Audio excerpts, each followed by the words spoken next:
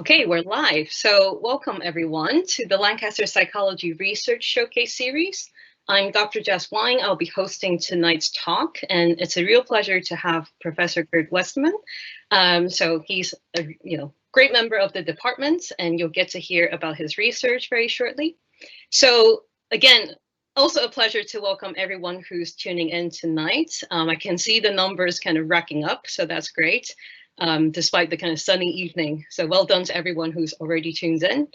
If I can get Gert to just progress to the next slide, just a few points of housekeeping from me before you get to hear about the very interesting research from Gert.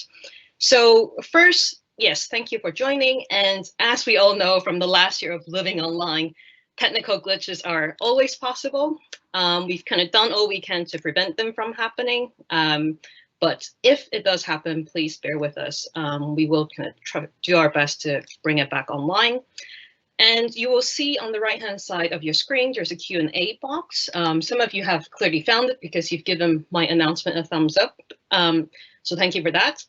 What this is going to do is we will, give you the chance to ask questions throughout the talk. So feel free to post questions. You can post them anonymously or kind of with your name attached. And what we'll do is that we will screen these questions for relevance as they come in. And if we think they're appropriate, we will publish them so that, as a member of the audience, you can see what other kind of audience member have asked.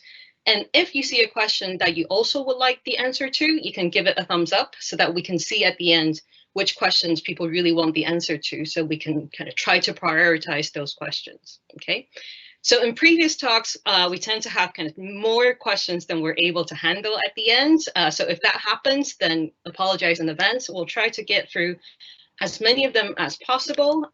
But, as in previous seminars from last year, we really wanted to use this Q&A as a kind of discussion. So we don't really want to rush through the questions. We'd like to kind of hear kind of Gert's thoughts on various questions and kind of see what you guys have to ask. Okay, so finally, if you would like to have subtitles, you can click on the CC button. Please just bear in mind that these are automatically generated by Microsoft.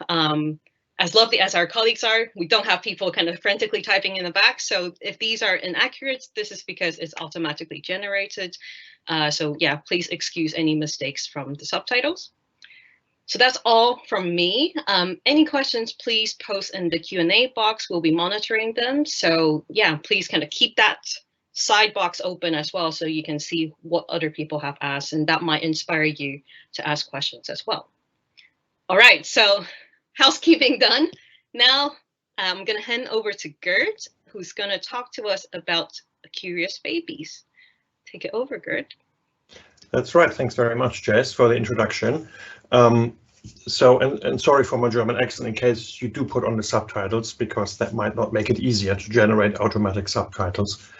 So I'll talk about curious babies today. I'm a member of the Lancaster University Baby Lab. I don't know if any of you have ever been there, but babies come and visit us, and we try to understand what babies know, how babies learn, how they develop over the first 2 years and beyond of life. And the way we do this, more often than not, looks like this. So we bring the babies in and we put them in front of a screen and show them things on the screen, or we put them on a table and give them things to play with. And then we measure their response to that. And that can be a response to looking, where they look, what they take, which objects they take. Here we have an example of how their brain responds to things, where they point, and so on. So it's a situation that is, in a sense, a bit constrained and quite different from the real world experience that infants usually have. But the reason why we do this is because we need to control the situation very closely and very accurately, so that we know exactly what is going on, what the baby sees, what the baby hears, so we can draw valid conclusions from their response. But of course, the real life is different, and here is just a brief excerpt from a very popular YouTube video. I've put the QR code and the link here, and this goes on and on for 2 minutes. It's like a 4-hour time lapse of this baby playing. by himself. And you see, this baby is not just waiting for things to come his way, for that he's shown things, that he's given things. This baby is actively exploring. And that's perhaps more like the real life experience of infants. So infants in the world, in contrast to what I showed you about infants in our lab, they have a wide availability of stimuli, of things to play with. They actively explore their world, and they do so driven by their natural curiosity. And this curiosity is something that I've been very interested in over the past few years, and what I want to talk about today. So what is curiosity then? Well, there are many different ways in which we can define it. One is perhaps a hunger for knowledge, or another that intrinsically motivated information seeking for its own sake. So that's the important bit here, for its own sake. For example, if you look for food because you're hungry, that's not for its own sake. Or if you do something because your parents have promised you a sweet, that's also not for its own sake, because you expect a reward. But we know that people, and babies as well, infants as well, they explore for its own sake, because the exploration, the gaining of knowledge, seems to be a reward in itself. And that's what my team and I have been interested in. And I just want to talk about a few studies that we've done in this to get a bit closer to an understanding. This is all relatively early work, to get closer to an understanding how does curiosity show itself? So what are the questions that we can ask about curiosity when we study it in infants? One is, do infants actively look for information? Well, in the video we said it seems to be that they do, but can we study this in a more formal sense? How do they explore the environment? You know, if there are many, many opportunities to explore, to play with different toys, how do infants go about making sense of this world? How does curiosity affect learning? Do they learn better about things that they're curious about? And what are the mechanisms that drive curiosity? Why are children and adults, anyone, curious? And how does this affect how they select information and how they explore the environment? And many other questions. Of course, we can also go on in a larger program then ask, how can we foster curiosity? You know, how can we make children be curious about things, about learning? And often it's said that when children enter school, they lose their curiosity. Can we understand why that's the case? And how can we avoid that? So I'm not talking about this because I'm really focusing on the first year of life, really, or maybe first 2 years of life in this talk. But these are really important questions that need to be asked, I think, in that field of curiosity research. So the first study I want to talk about is kind of a preliminary one about how infants select information when they explore. And the challenge that we face in studying curiosity is to find the balance between this very closely controlled lab environment where the infants sit in front of a screen and see one bit of information, and the playroom of the child we saw in the video. So we need to keep some kind of control over the situation to really understand what's going on. So here's some background information. A lot of work in infancy research is based on where infants look. And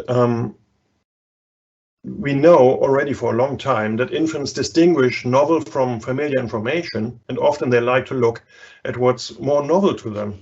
So if they have a wooden block that they've been playing with for a long time, and this strange robot creature, they would probably look longer at this robot creature if they don't know it yet. But also prior knowledge, what infants already know when we test them, makes a difference to what they're interested in.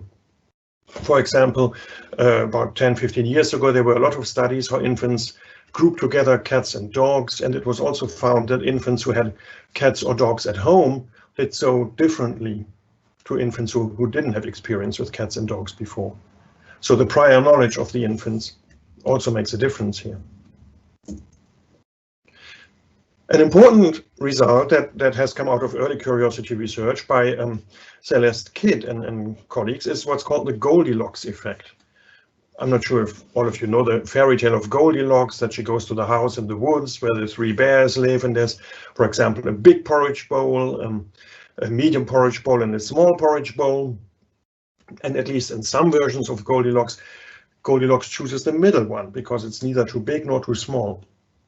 Actually, in all the ones that I've ever read to my children, she always chooses the smallest one, but the Goldilocks effect assumes she chooses the middle one because it's just the right size, not too big, not too small, or not too hot or too cold or whatever. So that's called the Goldilocks effect, this kind of sweet spot in the middle. And Celeste Kidd and her colleagues found what we've already known about other aspects of psychological processing, that there is this preference for intermediate novelty, not too familiar, not too new. And what she did was she showed a sequence of events to the infants, and sometimes the events were totally predictable. You would exactly know what comes next. In other cases, they were completely unpredictable, completely random, but there were some sequences that were a little bit predictable. And she found that infants liked to look longer at these sequences in the middle range that were somewhat predictable, but not too predictable and not too chaotic, unpredictable. So that's the Goldilocks effect. And we were interested in with this in mind, to understand or to investigate with as I said, an early study, how infants do explore their environment. Do they do this systematically or randomly? Maybe they just grab things randomly, but maybe there's a point to what bit of which toy, which object, which bit of information they choose next. And do they generate this intermediate complexity, this Goldilocks complexity? And that's a study I did with Katie Toomey and Han Kay, who both worked as postdocs with me at the time. And here we used head-mounted eye tracking with the infants. I'll show this to you in a second again. So what we did was we 3D printed morphed objects. So 3 sets of objects here, and they changed a little bit from step to step, but between the left extreme here and the right extreme, they were quite different, but at each step, they only changed a little. And we were interested in which order do the infants explore these, and does this exploration change with age? Because we tested 1, 1.5, and 2-year-old infants. So here's the rationale behind this. For example, if we give the infant this object to start with, and then take it away, and then give them the 4 remaining ones in this yellow sequence, this one here is the most similar. So we can say that has a similarity of 1 to the original one. This one is a bit different, similarity of 2, 3, and 4. So 4 is the most different. So what we did was we gave the infant one object to play with, then we took it away and gave them the remaining 4. And then we're interested in which ones of these do they choose first? How does that relate to the original one? And then what kind of sequences do they generate when they touch these 4 objects in a certain sequence? We used head-mounted eye tracking, although I should say we didn't analyze the looking data so far. We haven't analyzed that so far. So exactly what I said, we start with one object and then let the infant explore the rest. Here's a first-person view of the infant. They got the first object for 15 seconds, then it was taken away, and they got the remaining ones to explore for 30 seconds. Here we have a brief video where we had the permission to share of this procedure. So here's the first one to explore, very exciting. This was a very happy, compliant infant, so that was good. So really getting familiar with this object. Now it's time for the remaining 4.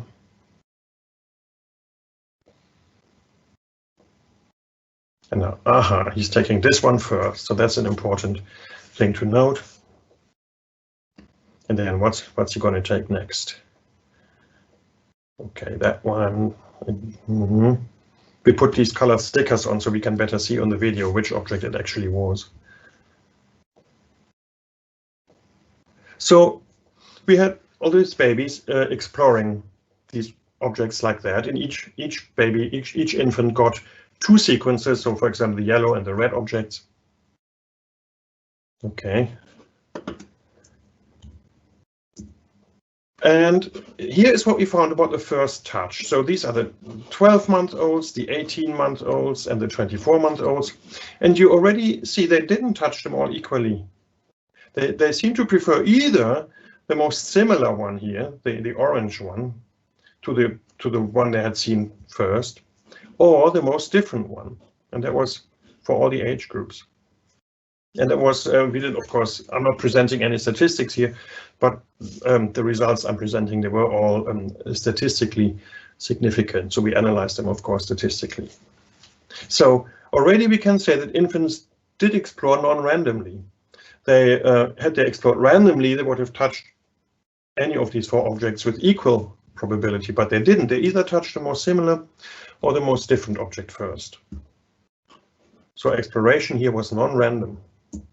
And here is a very complex slide. So we basically, as I said, each infant did 2 of these sets of objects, and we basically mapped them out here. So there are 36 sequences of how the infants explored them, and they're coded by color. So for example, the top one here, the 12-month-old, after it had seen the first object and then the object was taken away, it went for the most similar one, the orange one. Then touched the same one again, then went to the most similar one to that original one, then to a slightly different one, touched that one again, and then again to a similar one. So here we can see for all the sequences, how similar and how different objects they chose during the exploration sequence. And then we used some statistical analysis to cluster these sequences to see are there different types of explorations that these infants generate. And each of these ages found that they're best split into 2 different clusters of different sizes. So here's one type of exploration for the 12-month-olds, here's another type. And the types for the 12-month-olds were determined by how similar the objects were that they touched in sequence. So you can see here there's more blue here and green. So in these sequences, they went for more different objects. Here they went for more similar ones, like either the same one, the white one, or the very similar one, the orange one. It's not all that much different for the other age groups. You see there were short sequences. So for example, this infant here only touched 1 object and then had enough, didn't touch anymore. And here there were much longer sequences where the infants touched 5, 6, 7 objects. So I was quite excited about this. I thought, ooh, maybe infants differ in their exploration styles. You know, there's type 1 infants and type 2 infants. Unfortunately, that didn't come out. Each infant contributed 2 of these sequences, and it was just as likely for an infant to do 1 type 1 and 1 type 2 sequence than an infant being a type 1 infant or a type 2 infant. So these do not reflect individual differences between infants and exploration styles, but it's all preliminary work, so we can understand how can we characterize this exploration in a kind of semi-formal way.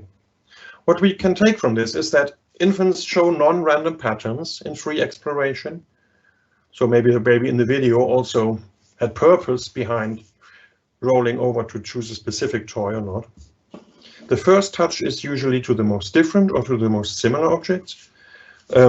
The exploration patterns, how these sequences differ, is characterized by how many objects are touched and by the similarity between the successive touches, like do they go for a very different object or for a very similar object. And overall, the infants generated these exploratory sequences of intermediate complexity. So they all gravitated to kind of not too complex, like not too highly different at each step, and also not too similar, but to intermediate complexity. So again, a Goldilocks effect in these exploration of the sequences. So then we were interested in what happens in the brain in this intermediate similarity. What are the neural bases for the Goldilocks effect? That's a study that Sylvie Lynn, our postdoc, did. So infants prefer intermediate novelty. We've already seen the Goldilocks effect. Does this show up in their brain process? And the brain processes you can analyze by putting these nets of sensors on the baby's head, and they measure the tiny changes in electricity as the brain is functioning, because the neurons in the brain communicate by electricity, very tiny amounts of electricity that can be picked up by these nets and then amplified. You might have seen like these EEGs that are often used in a hospital context as well, these noisy, wobbly lines. For our research, we can get more out of this data by using ERP. So it's basically you do an EEG like this, but you always start measuring at a specific time. For example, imagine a face pops up on the screen, and that's when you start measuring, right? And you do this many times, and this is always a noisy signal, but then you average together all these times when a face popped up on the screen and the brain responded to that. And then what you often find is characteristic waves, components they are called. For example, here the N170 is a famous 170 milliseconds after a face pops up on the screen, the brain shows a characteristic response to that component like this. So that's how you do ERP. And Silvi did this to understand if there's a specific ERP for intermediate complexity. So how did we do this? Well, not dissimilar to the objects that I described before that we had 3D printed. These were pictures. Now we morphed them. So we started with one animal here on the top left and a different one on the bottom left, and we morphed one into the other in 19 steps. And again, that's nice because we can then characterize the similarity between them. So if we start here, then this one is very similar, step 1, right? This one is a bit more dissimilar to that one, so step 3. And this one is really even more different again, or this one, step 7, right? So we can present sequences of animals that are where the two successive animals are either very similar to each other, have intermediate similarity, or dissimilarity. So here's the whole sequence. And what we did was, for example, we start with this object, then the next one we show is 4 away, the next one we show is 1 away, the next one is 7 away, and then 1 again, and 4, and 7, and 4, and so on, and so on, and so on. And we measure the brain response to the presentation of each new image. And then we group them together, the ones that were the brain response to the distance 1, the brain response to the distance 4, and the brain response to the distance 7, and we see if they are different. And we did this with 9-month-olds. Here, this is my daughter, in fact, so I have to show her off as often as I can. 17 9-month-olds were tested with this.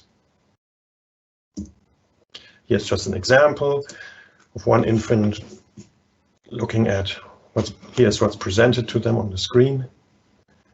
One after the other, but successively they're either very similar, intermediate similar, or dissimilar to each other. And then the data gets analyzed, and so this is what we found. These sensors, the EEG sensors, they measure across the whole scalp. And the sensors here in the back over what's called the occipital areas, the areas where visual information first enters the brain, the cortex. About 150 milliseconds after a picture came up, there were the specific responses. And these are the responses. The blue line is for the small distances when the two successive animals are very similar, the red for the medium distance, and the black for the large distance. So we found that in this early process, the small response was different from the medium and large response, but the medium and large response didn't differ from each other. So early on, after around 150 milliseconds, the brain response distinguishes similar from not similar between two successive animals. So these are early automatic perceptual processes. But then if you look a bit later and over what's called frontocentral areas, about here over the head of the infant, we found this around 300 to 400 milliseconds after the pictures popped up, that the medium distance response was very different from the either small or large distance. So this didn't have to do with how, with the more dissimilar, the more different the response. Here there was really a pronounced different response to the intermediate distance, to the kind of Goldilocks distance. So medium is different from small and large, but medium and large are not different from each other. This particular component is called a PB component. It's been linked, it's not really well studied, but it's been linked to expectation recognition, and maybe we can make a new contribution to say it's linked to Goldilocks-based curiosity. So to summarize this ERP study, the early perceptual components reflect similarity. The more similar are also the brain responses. But these later components reflect a special status for intermediate novelty, kind of Goldilocks complexity. And this might reflect a propensity to learn from intermediate novelty. Now we can ask, so what is so special about intermediate novelty? What are the mechanisms that make infants choose information that is neither too new nor too familiar? What's going on? Why would this be a good way to select information?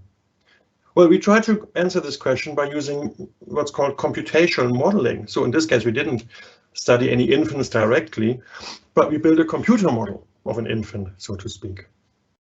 Let me briefly explain the motivation behind this. So if you saw this machine for the first time, you didn't know at all what it is, you didn't have any books that explain it, and you want to find out, how does this machine work? Well, what would you do to find this out?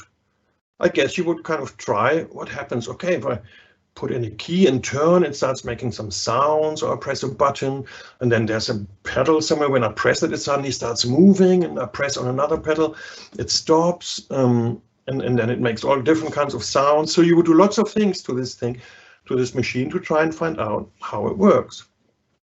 But you could really only describe, if I do this, then that happens. If I do this, then that happens. If you really want to understand what's going on inside, well, you have to build your own. So you can build your own machine that you think, yeah, that's probably similar to this machine. Then you try it out and see, okay, that works in the same way as this one. When I press the pedal, it suddenly starts moving, etc., etc. So this one behaves in the same way as that. So maybe they work in the same way. And you know how this one works because you built it. Then you say, okay, I guess this one also works by, there must be some gears that, and some petrol will be injected in the engine, etc. So that's the idea behind computation modeling as well. You know, here's the brain. How does this thing work? Well, what would you do to find that out? You can become a psychologist and show people things and measure their behavior. You can become a neuroscientist and see how the parts of the brain work. But if you really want to understand what's going on, you have to build your own, where you know how it works. And that's computational modeling, artificial neural networks in this case. So you can build a tiny, very, very simplified model of a specific aspect of processing. And you can ask, does this behave in the same way as this brain here? And if so, then maybe they work based on the same principles. And these artificial networks are inspired by how the brain works in terms of simple neurons that exchange information. You might have heard of artificial neural networks in the context of AI, deep learning. So they're often massive neural networks like this. And whenever you hear something about artificial intelligence being the computer beating the grandmaster of Go, face recognition, fingerprint recognition in your smartphones, for example, self-driving cars, the automatic detection of cancer cells, or speech recognition when you phone someone, when you phone a company or so. These are generally driven by these kind of computational models, deep neural networks. But they have been around in a much smaller scale for probably 40, 50 years now. In psychology, they have been used quite productively to try and understand how people process information. They're inspired, as I said, by neurons in the brain that can learn from experience. That's really important. You show them information and they learn from the information automatically, autonomously. So therefore, they are also ideal to model development, because in development children learn. So we use the model like this. Normally, when we use these models, like in a psychological experiment, we show the model, for example, one of these stick figures, if it has to learn about them one by one in the order that we decide as the experimenter, and see how can it learn about these stick animals. But with KT2Me again, what we did was we said, hey, let's turn this into a curious model, a model that can choose itself what it learns next. So the model asks at each step, when it has to choose one of these animals to learn from which of them can I learn the most? And then we compare how well does this model that chooses itself what to learn, how well does it learn overall compared with other models in which we as an experimenter have provided some kind of clever ordering that we think should optimize their learning. And what we found is that the model that was able to choose the information itself, from which at each point it could learn the most, learned overall better, much better than the models in which we chose information to feed to the model when we wanted the model to learn it. And also the model chose these intermediate novelty Goldilocks sequences. Again, when it chose the next stick animal to learn from, overall it created again these intermediate complexity sequences. So I think this has provided us some insights as well into how children learn. So for the model, the next stick animal the model chooses depends on what's available, like which of them it can choose, what it has seen before, because whenever it learns something, it changes the internal state, and how ready it is to learn at that moment from each of these different potential animals, given its internal state. And so if you transfer this understanding to infants, we could say the infant asks itself, not literally of course, but the infant's behavior is driven by the question, what should I explore? What attracts my attention? Well, it depends on what's there in the environment to choose. It depends on what I already know. You know, do I know cats and dogs? Then maybe I will explore them differently than if I don't. And it also depends on how much I can learn from it at this moment, given my history of learning so far. So I think this shows that this exploration is really kind of an interactive process between the environment and the individual, the internal state of the learner. So much for the Goldilocks. Very briefly, I want to talk finally about a study that Xiaoyun Chen, who's doing her PhD with me at the moment, has done. And this is the question, how specific is curiosity? So when we are curious about something, do we learn better about this specific thing only? I'm putting here a blurred picture because we know that blurred pictures make people curious. And if you see this blurred picture and you become curious, will you only learn better about what this picture is? Or will you just, because you're in a curious state, will you be more open to learning from whatever comes your way? Right. So the question, how specific is curiosity, and is the learning that's linked to curiosity? And there has been some prior work with adults that Matthias Gruber at the University of Cardiff has done. So in adults, you often invoke curiosity by asking them trivia questions, like, what does the term dinosaur really mean? So you ask them that question, and then you ask them, how curious are you about the answer to this question? And they say, oh, I'm very curious. And then you show them a face, and then you show them the answer. And then there will also be some questions that they're not very curious about. And then you show them another face. And afterwards, you kind of ask them how well they remember the faces they have seen.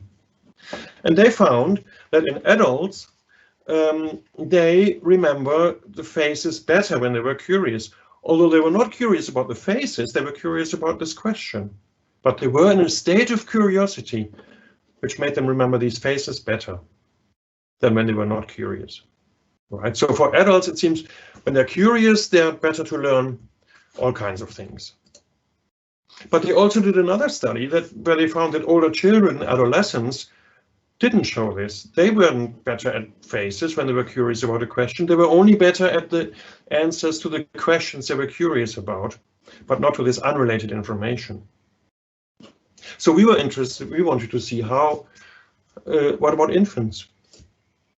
And Xiaoyan came up with a very clever design to test 8-month-old infants. So infants were shown two sequences of objects here. One, they were put in a curious state by seeing a blurred picture. And then they saw an unrelated object and then the clear version of the blurred picture. Then they saw a sequence where they saw a clear picture, which probably didn't make them as curious as seeing a blurred one. They saw a different object, and then the clear picture again. And after they had seen this, they saw the two unrelated objects next to each other. Now, why did we do this? Well, if curiosity leads to general learning, so if they learn more about this object, although that's not the object they're curious about, then they should encode this object better than this one. And then when they see the two together, they should look at the different one. So they encode this one better. And then when they see them both together, they look better at this one, because I told you before, infants like to look at novel things. And this one will be more novel to them because they haven't encoded it so well. Okay. But if their curiosity is really only focused on what the blurred picture is, then they shouldn't have a difference between learning about these two objects. And then when they see them next to each other, they shouldn't have a preference for either of them. Okay. So what we found was, during training, when they saw these sequences, they looked at these pictures equally long. But at test, they did show a preference for this object that they had seen in the non-curious condition. Here's a fancy way of showing this in a graph. So in these 8-month-old infants, being in a state of curiosity led to better general learning, not just focused on the object of curiosity, but better learning in general. They encoded this green object better than this blue object because they were curious when they saw this one. Okay. And then we thought, what could this mean? You know, combining this with the results from the adolescents and older children, the adults that we know. So we thought maybe, so infants and adults learn more generally when they are curious, but in between, older children, adolescents don't. So we thought, okay, maybe curiosity from infancy to adulthood is from a more broad state of absorbing information in the world to becoming more focused, to answering specific questions. But at the same time, we know that the memory capacity increases throughout life. So combining these two, we thought, okay, maybe for infants, their memory capacity isn't all that great, but their curiosity is broad, so they learn about everything. For adults here, their curiosity is quite focused, but their memory is so good that they also remember this other information. But in between, for adolescents, older children, their curiosity is already focused, but their memory hasn't really developed sufficiently yet. So they don't remember this information that is unrelated to the object of their curiosity. So we can say this is a hypothesis that we can think about in future.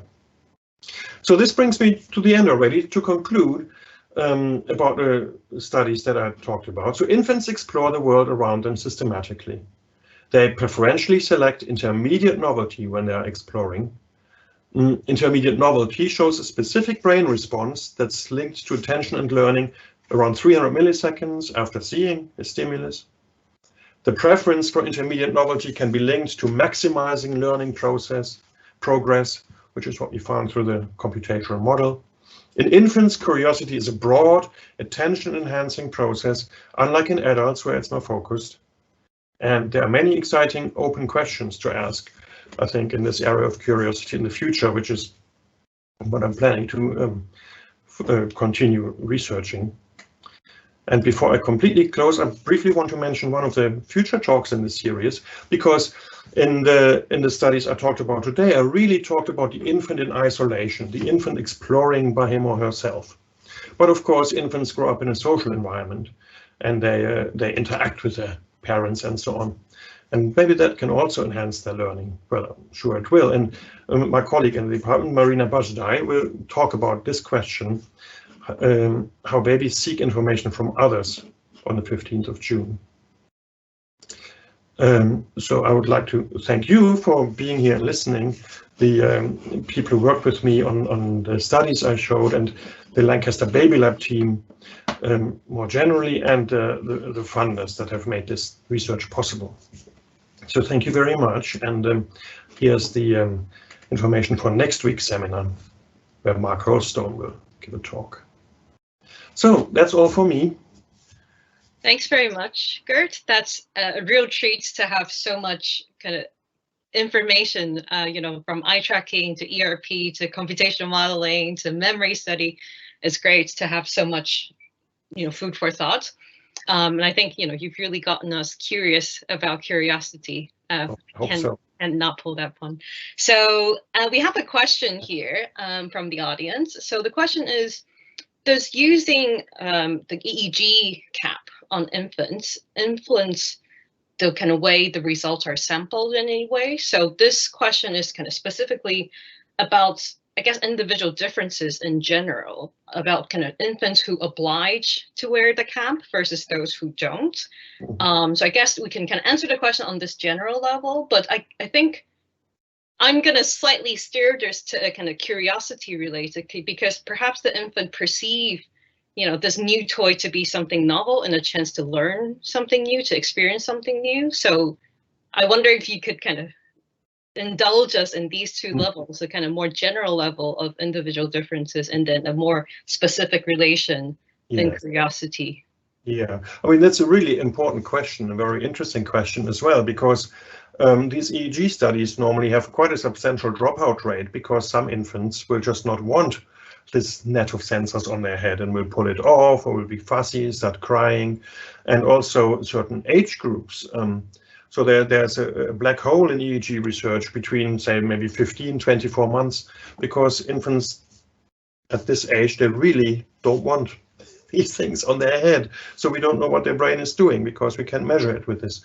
But even in the age group that we studied, it is a self-selecting sample, because, of course, we only could study the infants who tolerated the net. I mean, many are happy with that, and for some of them, like you saw in the video as well, or my daughter in the photos, you put it on and then they forget about it. So we cannot really say, of course, what happens in the brain, or if the brain processes of the infants who don't tolerate them would be systematically different from the ones that we've examined. That's why it's always a good idea to test as many as possible, so that you get a variation within the ones who you can measure as well. In terms of curiosity, of course, I mean, you could speculate in different ways. For example, an infant who might be more curious about this new situation might also be more interested in exploring it, and therefore pull at the net or whatever. So it's difficult to say. I mean, the real question is, we don't know what happens in the brains of children that we cannot test because they didn't want the net. But our hope is that it's not a systematic type of infants that don't tolerate this. That is maybe just because they are sleepy or hungry at that moment, and if you brought them back the next day, they would be okay with it. Yeah. But like you said, I guess like kind of bigger sample generally overrides any of these noise in the data and sample. One would hope. Yeah, one would hope. And there's a kind of related question about whether, again, kind of individual differences, like whether there's big differences between infants and their degrees of curiosity, or are they all very curious? There are differences. They're hard to measure in infants. There are scales to measure curiosity with older children, with adults.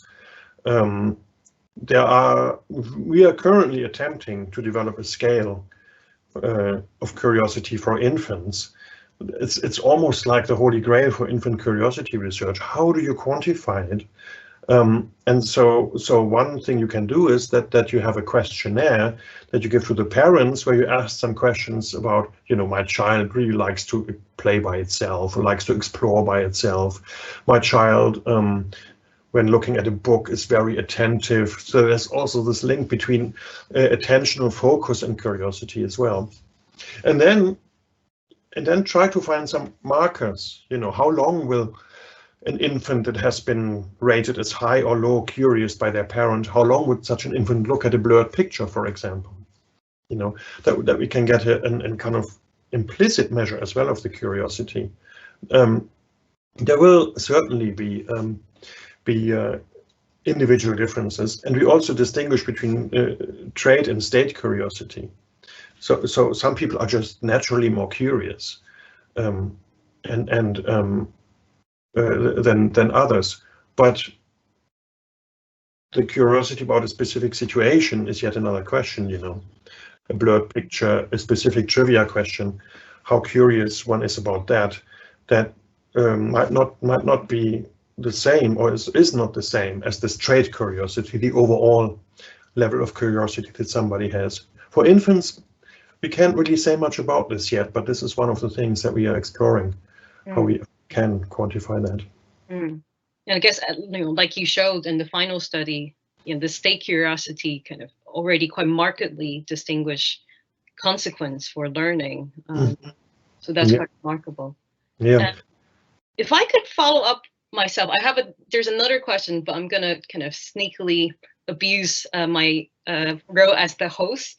So I'm again on kind of quantifying these measures. I'm curious about how you kind of calibrate the middle ground. So in the kind of Goldilocks effect, when infants seem to prefer the kind of middle degree of difference, do you establish initially the full range of difference, or, you know, are the effects more pronounced after they've seen the full range of difference?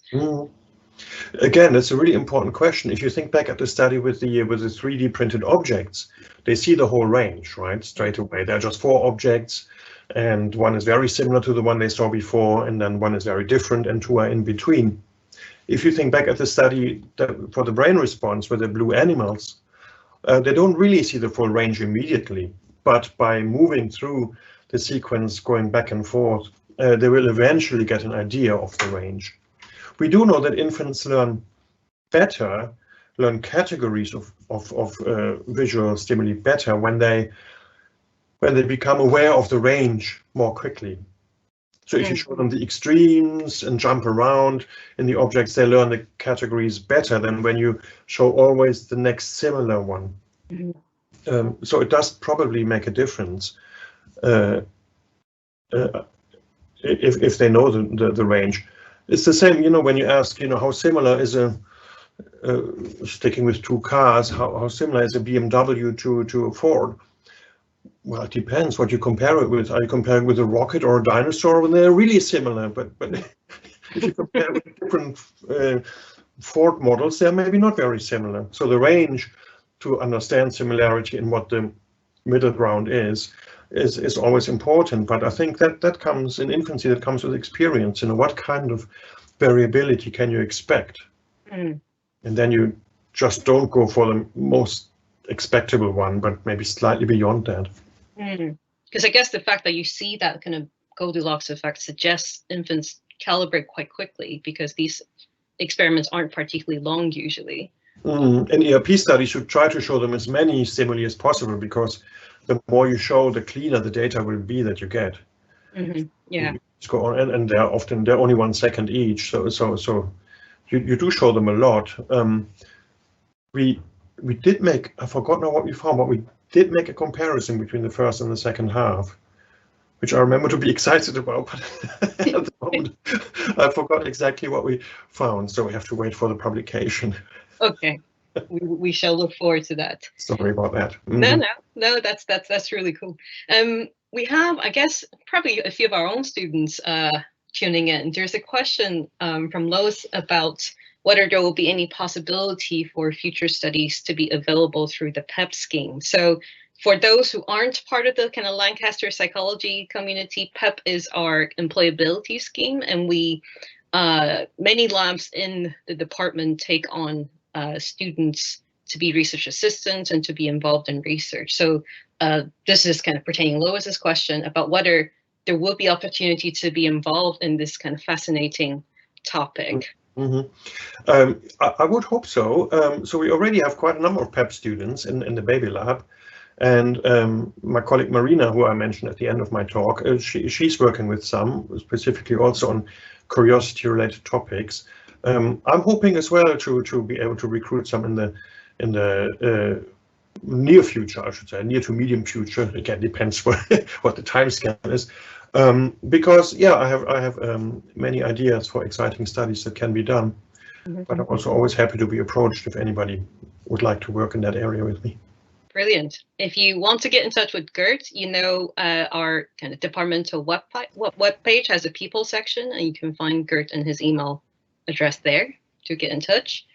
I have another greedy question. I've just got a lot of questions I want to kind of ask myself, and maybe that will provide some ideas for the audience as well. So it's a question about kind of what do you think is the relationship between the kind of ability to perceive and detect novelty versus being an active explorer, that, you know, someone who has curiosity embedded in their behavior? Because I guess like the ERP study is quite kind of passive viewing. And I guess, you know, being able to detect new information and to calibrate that kind of range of novelty is important as a kind of base. But I don't know if you have any ideas about how it becomes curiosity and how it drives behavior eventually.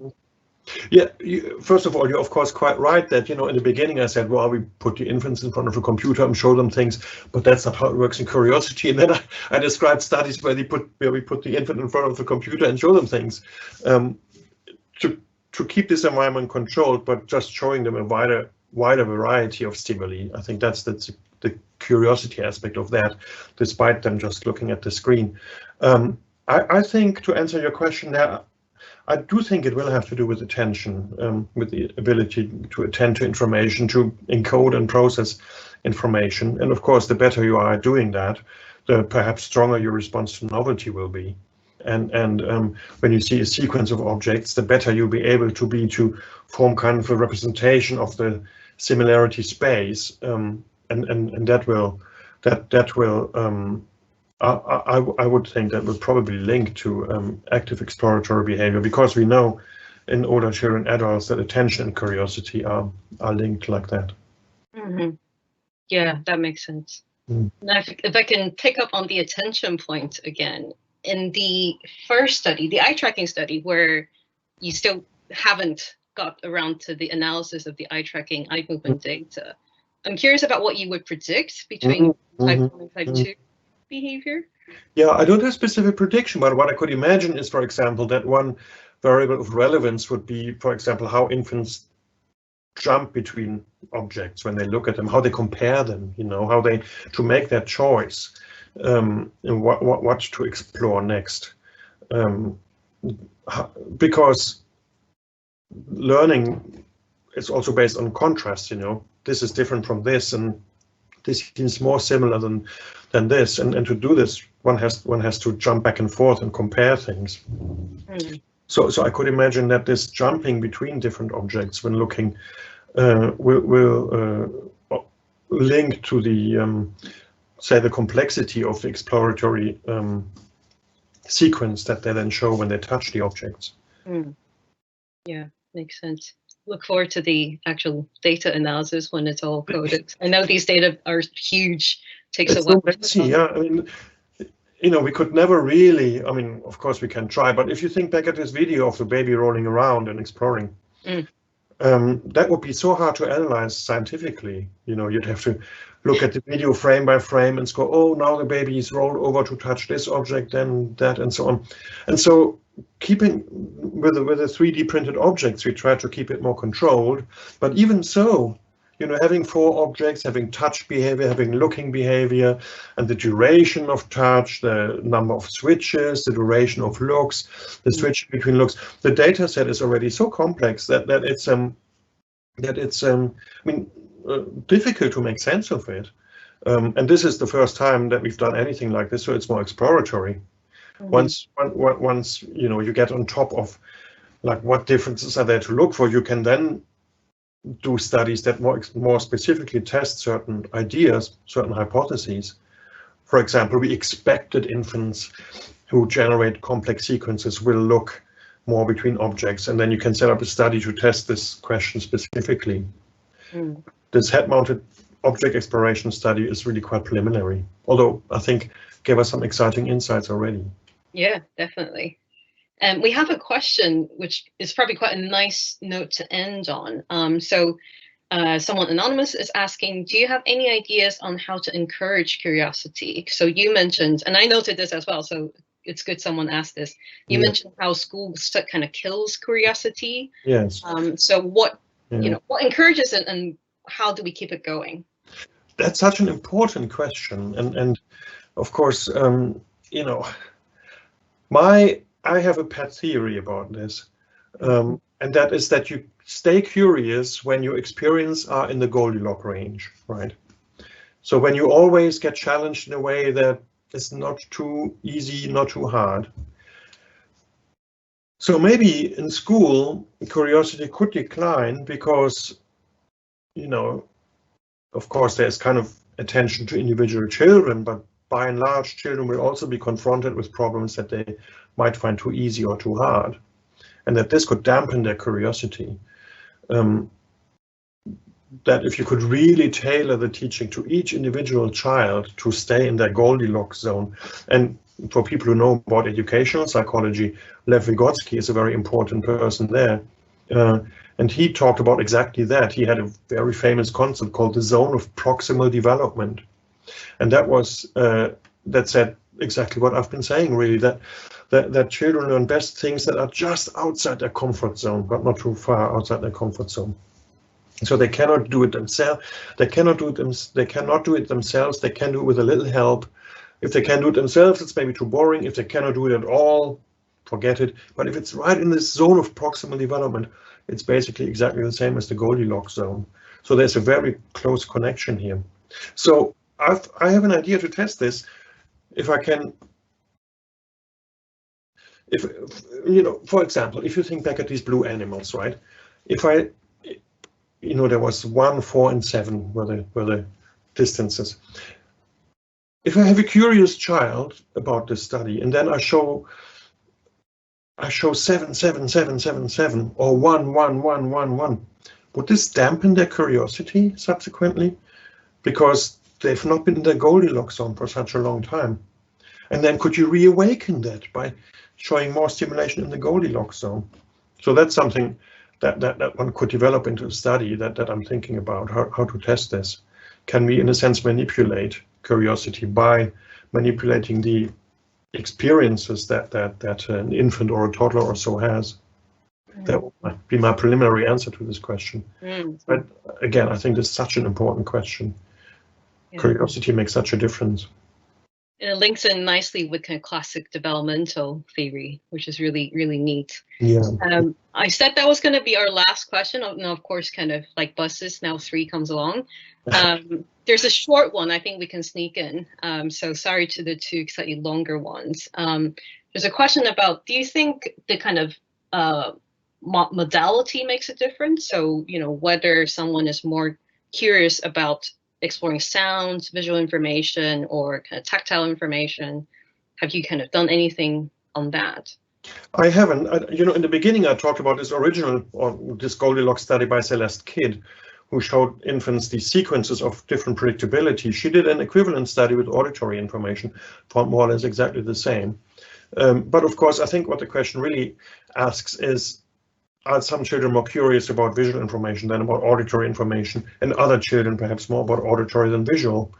Probably, I would think yes. The question is, again, are these individual differences in, say, trait curiosity, that they are just more curious by nature, so to speak, about something, or could it have to do with their experience, with their history of learning? For example, I really like classical music, which is very complex, so I'm very curious about that. Probably the reason is because I grew up, my father was obsessed with classical music as well, so I grew up listening to classical music a lot, and now I'm still very curious about it. Perhaps more than about reading books. Other people might be more curious about reading books, because that's also connected to their learning history. I'm interested in books, though, I should say, just as a disclaimer. So how intrinsic predispositions interact with experience to shape the learning trajectory of an individual child. I think that's really a very fascinating and very important question. And this curiosity research can maybe make a little contribution to that. Yeah, and actually one of the question was more of a comment about, you know, in the kind of abstract shape case, like perhaps it's because of the visual similarities between the objects that, you know, you have to rely on exploring the objects by touch or other means in order to have further information to disambiguate between them. I think that's a really interesting point. Yes, it is. Yeah, I mean, they are, when you see them in real, they look different enough to distinguish them. But it's certainly very true that integrating information from different senses, of course, gives you a much richer representation of the objects. And so it would be quite interesting, for example, if you have objects that are visually very similar, but when you touch them, they feel very different, maybe because their texture is very different or so. So that might be a way to tip into this question.